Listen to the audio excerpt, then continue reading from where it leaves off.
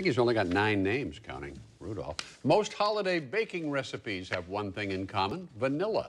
It's a crucial ingredient used in cookies, cakes, and custards. And our food reporter says some of the best vanilla in the world is processed right here in the northern suburbs. It's our Friday night special. Steve Valinsky here with a look.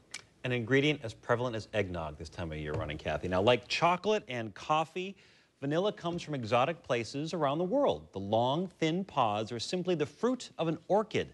Once they're handpicked, they go through a 3 to 6 month curing process. And after that, for many of them, it's off to Waukegan.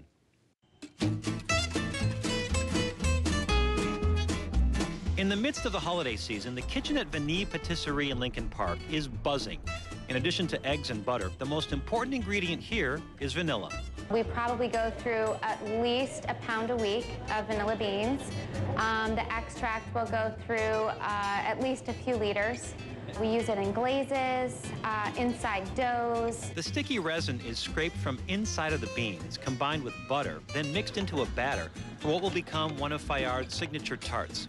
They also pour extract into cracked eggs for a vanilla-scented pastry. It's a very simple ingredient, yet it has its own complexities, and everybody likes it, and it's a very familiar product. Like most of her colleagues, including the home cooks, Fayard gets her vanilla from Nielsen Massey Vanillas, a company started by C.J. Nielsen, pictured on the right, more than 100 years ago. They started in Lincoln Park, moved to Lake Forest in the 70s, and today operate out of a sprawling warehouse in north suburban Waukegan.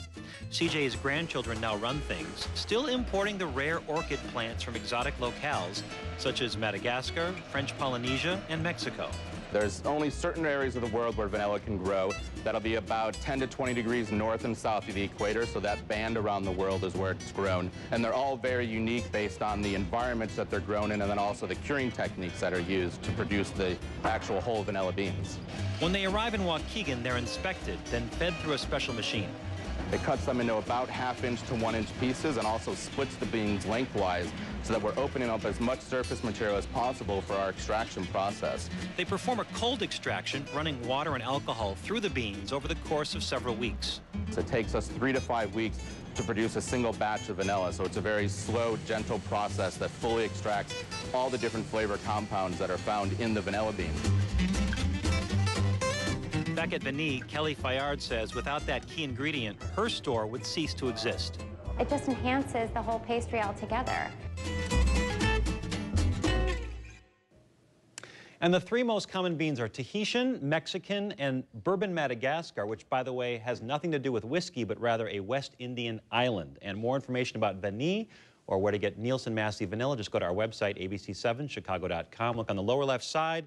You see the Hungry Hound tab right there. That links you to my stories and videos, or call the info line 312-750-7096. The sign of a great dessert. All those little specks of vanilla bean means it's got all that great flavor. Good stuff. Love it. And yeah.